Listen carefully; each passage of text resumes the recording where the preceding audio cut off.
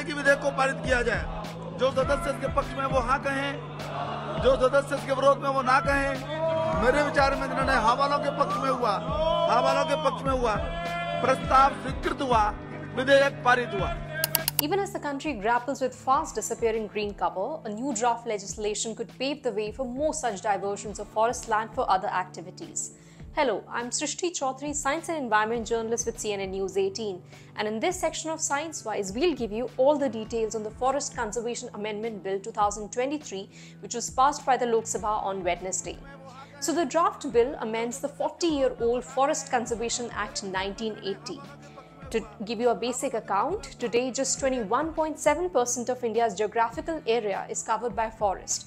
However, over the years, large tracts of forest land have been diverted for other uses, infrastructural projects, industries, agriculture and habitations. The diversion of forest land nearly doubled from 6,000 hectares to 10,000 hectares a year since 2014.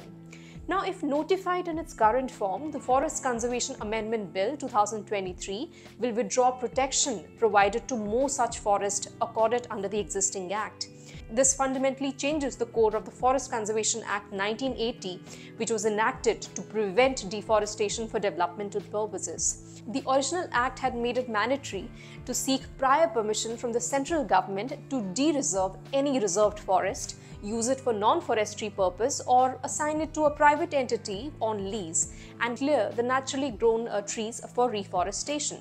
So the government says the proposed law is the need of the hour since the policies relating to the conservation and development of forest have changed during the last 4 decades. So the Act must now be kept in tandem with the changing ecological, strategic and economic aspirations of the country. Another pressing issue for the government is to fast-track the strategic and security-related projects of national importance, especially along the international border areas. आज भारत की border के क्षेत्र में जो राष्ट्रीय सुरक्षा के जो विषय हैं, उनकी रणनीतिक और जो सुरक्षा संबंधी विषय है, वहां पर उसको दूर करने के लिए वहां पर जो हमारी सड़कों का जाल है वो बिछाना बहुत आवश्यक है। मैं आपको ये कहना भी चाहूंगा, पिछले दिनों लद्दाख में त्रिशूल तक के एरिया में जाकर के आए, वहां लगभग -डिग्री टेम्परेचर पे भी हमारे सेना के जवान रहते हैं, लेकिन हमने अनेक कारणों से उनका तरफ जो सड़कें, जो आवागमन के साधन है, उनको जाने के लिए, देश की सुरक्षा के लिए उसको पूरा करने के लिए इस बिल में प्रावधान किया गया है।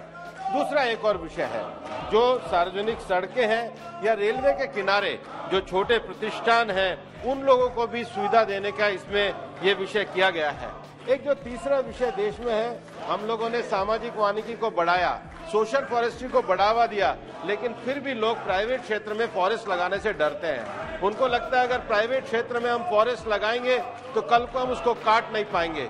इस देश की जो बहुत बड़ा जो हम इंपोर्ट करते हैं वो एग्रो फॉरेस्ट्री में हम बाहर से टीक का और वुड का हम बहुत बड़ा इंपोर्ट करते हैं। So what has the government planned? Now the draft bill will open up the country's forest land for diversion as it exempts forest land within 100 kilometers of India's national borders from the purview of the existing Act. This will fast-track construction of strategic and security-related projects, but we lose out on our forest. Now this land will be exempted from seeking forest clearances from the central government. So what are its implications for India's natural forest? Now this legislation is likely to have wide-ranging implications for the Himalayan states as well as northeastern states where the forest land can be diverted for these projects. The adverse impacts on wildlife and biodiversity in these areas cannot be ignored either. It will also grant exemptions to forest land that may be required to provide access to small establishments and habitations on the side of the public roads and railways. Also, large tracts of forest land that was converted to non-forestry use before December 1996 will also lose protection under the Act. So the bill also gives blanket exemptions to specific activities that can be carried out in forest, such as establishing checkposts, fencing, bridges, as well as running zoos, safaris and ecotourism facilities. Now, zoos and ecotourism is definitely not the kind of conservation we need right now. The bill is among the many proposed environmental legislations that plan to further the Environment Ministry's goal of promoting ease of doing business. So for years, forests have been seen as dispensable resources that can make way to meet other bigger objectives, infrastructural development, residential buildings, agriculture. But whether it's Joshimath or the recent floods, the climate disasters have shown how these decisions have backfired. So is the more pressing need now to protect and conserve what is left of our natural forest? We must think.